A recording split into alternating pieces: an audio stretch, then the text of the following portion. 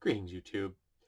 Back in 3.5 and under P1, Wizards got a relatively generous selection of weapons.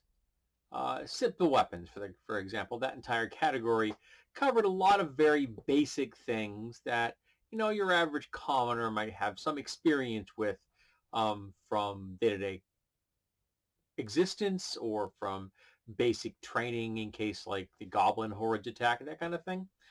So it's like the most basic self-defense kind of courses. But in 5th edition, which I'm currently reading, they've gone back to an earlier era where they have a very pared down weapons list. And it's right here, which is daggers, darts, slings, quarterstaffs, which probably should be written quarterstaves, and light crossbows.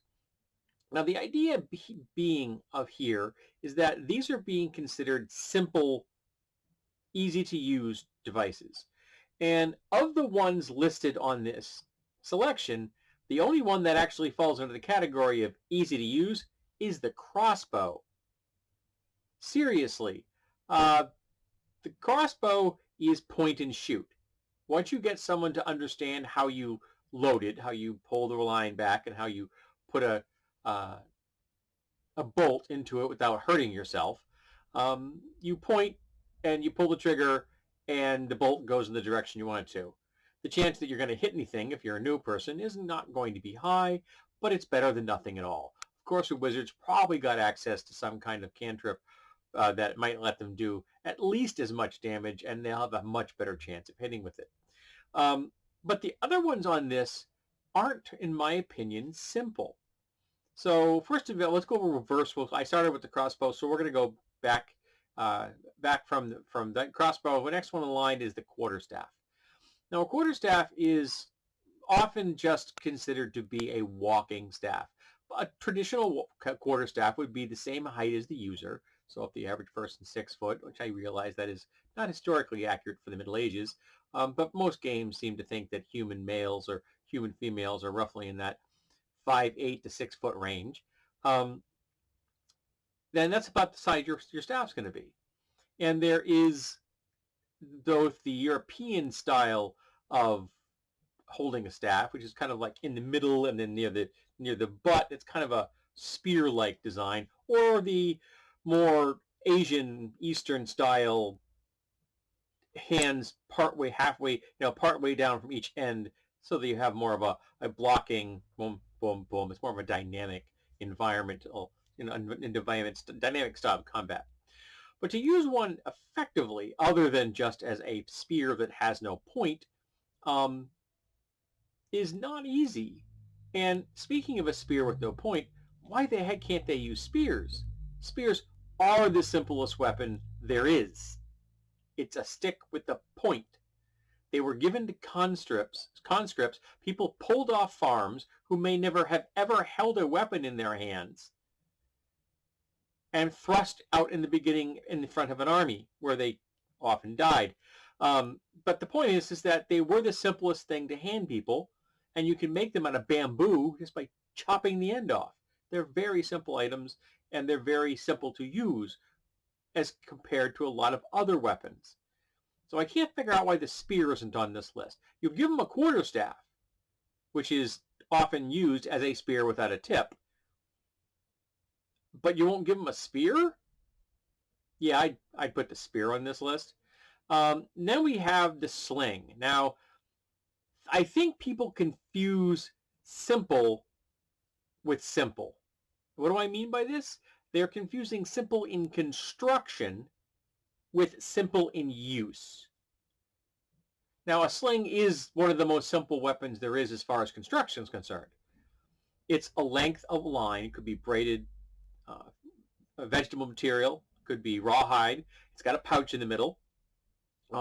One end often has a loop to go around your wrist or go around your fingers, and the other is just a piece of line. You put the weight in there, you rotate it, and you release it.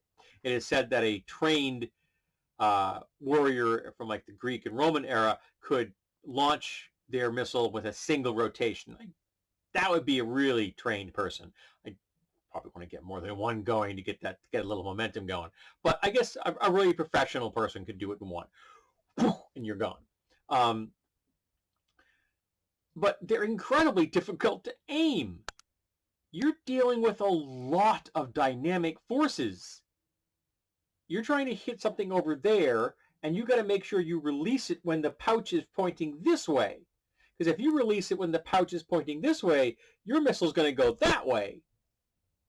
It is not intuitive. And one of the reasons that shepherds were often associated with the sling is because shepherds had something that most wizards don't. Time. When you were taking care of a flock of sheep, you had time on your hands. Lots of it. And you were bored. And if you could make a sling, and most people could, there are lots of rocks around, and you just didn't keep yourself from being bored. And in the process, you might get good enough to bag yourself a rabbit. But that's an intense amount of training to get good with a sling.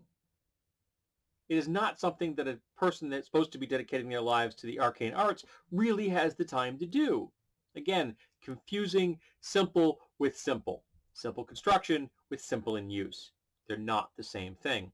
Then we go to darts. And dart has always been a weird one for me.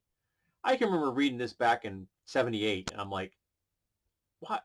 Why did they have this? No, I understood even back then that they weren't talking about like the bar room darts, the things that are this long with point. No, that's not what they're talking about. They're talking about a heavier dart, which, like if you were using an atlatl, it would be a dart probably 3 feet long, 4 feet long, very light construction, but you get a fair amount of mass behind that. And it really does increase the impact energy with having that atlatl, because your arm is effectively, a 1.5 to 2 feet longer than it normally would be. I think the research I've seen, it was a 200% increase in impact energy. That's significant.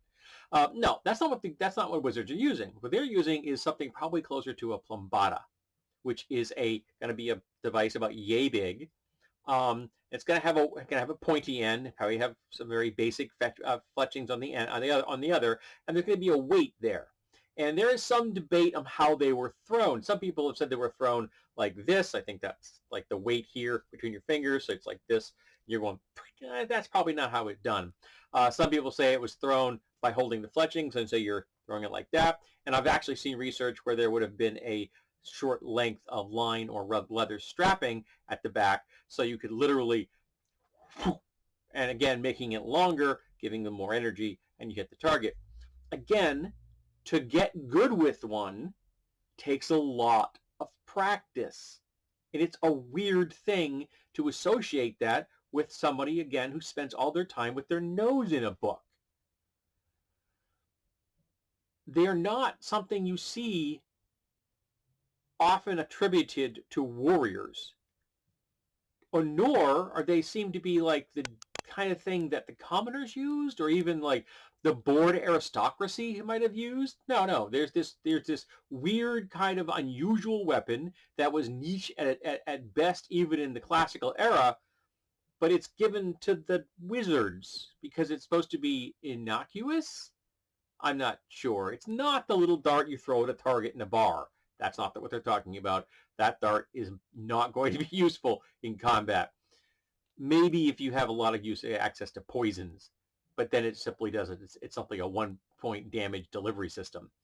And then lastly, we have daggers. Now, daggers are the classic weapon. Everybody wants to have a dagger on their person, and I've discussed daggers before on this channel, specifically the difference between a dagger and a tool, and why I don't think most people are going to be carrying daggers. Do I have a dagger kicking around? Yeah, I do have a dagger kicking around. Yeah. The advantages of being surrounded by weapons. So here's the classic dagger. There's no crossguard on this, so this would be a little more difficult to use if you have no training. But most classical medieval daggers have a crossguard on them. And the idea being that you would just stab somebody. Now, I've always considered the dagger associated with wizards more as the athame. a device used in arcane magic. It's an occult device. It's used for the metaphysical dividing and cutting, not necessarily the actual cutting and dividing, though it can still be used for a little bit, a little bit of bloodletting, or maybe you have to slaughter something, that kind of thing. That's what you'd be using this for. I just don't think that most wizards are going to be trained in this, which is a difficult weapon to use in hand-to-hand combat. Only very, very well-trained troops want to get this close to someone. If you have nothing else, okay, I understand why you're going to pull this out.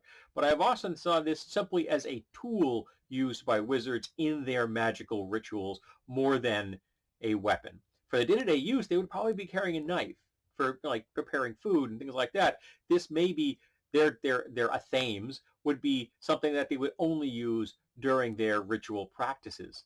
And then again, there's the whole throwing a dagger. Now, throwing a dagger, and I'm going to be very careful because this thing actually is sharp, is something you're going to be wanting to do probably like this. Though if you are practiced maybe and it's a well balanced, maybe you can throw it from this end. This is not particularly well balanced for throwing, but again, takes huge amounts of training and time and practice to get good at throwing a knife, a dagger. It just does. You just don't, because you can draw it out of its sheath doesn't mean you know how to throw it, nor to necessarily know how to use it in combat. Giving the wizard simple weapons like spears and a mace or just the clubs, even a good club, those are things which I think are completely appropriate to be handing someone who has very little combat experience. Clubs and maces, they're wacky things. No edged alignment necessary. No complex things. You hold the end of this end, make sure the weight's over here, and you hit the thing until it stops moving. Literally the amount of training you can give somebody in a pinch. All right? Most of the things listed here, which looks like a very classic D&D style list for a wizard, just requires a lot of training and a lot of practice, something that wizards don't have if they're going to be, studying magic. Remember, wizards are the ones who are doing magic the hard way. They're thinking their way through it. They're using brute force intelligence to force their brains to warp reality to their will. They don't have magic just flowing through their veins like a sorcerer or a warlock or a witch. No, they have to really make the world work in the way they want it to. That takes a lot of effort. It takes far more effort than they're going to be dedicating to this. So I think giving wizards, even in 5th edition, a better selection of weapons. Keep the dagger on there because I think it makes perfect sense. But, give them the mace and give them the club and the mace, and clubs can be thrown if you want to practice a little bit more. And they're a lot less dangerous to practice with because they have no points. And you can also hide them as, if you want to take up a hobby, as juggling. People don't necessarily think they're weapons at all until they get hit with one. But add the club, add the mace, add the spear, keep the quarterstaff. That's a classic, the quarterstaff. Keep the crossbow. Again, a good, simple, ranged choice. But the sling, to my mind, is not something that they would be using. Again, simple in construction, complex in practice. I've got some bolos here in my office. I got 2 different sets of them. Incredibly difficult to use. Even if you have a set that's only got 2 weights, a weight at either end. And I've made those before myself, and we used them back when we were stupid teenagers. If you want to hit something here, you have to let go here. And it's not easy. And that's the same problem you got with the sling. I can remember one day I threw one, and I did a really nice job of wrapping it around a tree. I mean, it was a really nice throw until my friend saw that I was actually facing 90 degrees to the tree. Yeah, he made sure I was in front of him after that. But the selection for wizards and weapons in 5th edition just is weird to me. Yes, it's classic. Yes, it seems to be what everyone thinks they should have for a wizard. But I think just giving them good, solid, simple choices like maces and spears is a better option and more reflective of someone who is traditionally a non-combatant. And much more likely to be able to pick up something and use it and maybe be effective with it. No, they're not going to be throwing those spears, but they can grab it and stab somebody, hopefully before they themselves get killed. So let's talk about uh, weapons for wizards. You can discuss any edition you'd like to. I'm discussing 5th edition at the moment because it's the book I'm currently reading. And just as I noticed, as I commented in the 2nd edition, Pathfinder, they really did nerf the system. It seems to be there's a lot of paring things down, simplifying them, reining in the power levels that were so prevalent in 3.5 and P1. I do think that 5th edition is doing a better job so far for my tastes than P2 did. I think the 5th edition seems a bit more like D&D, cleaner, makes a bit more sense, and doesn't irritate me nearly as much as P2 did. That could be also because I have not had an interest in D&D since 3.5. So maybe my distance from the system is such that I don't mind the differences I'm seeing now as I did with P1 because I love that system, and seeing what they did to it to turn it into P2 really rankles my inner gamer. Alrighty, so let's talk about wizards and weapons, which would apparently be a pretty cool game title.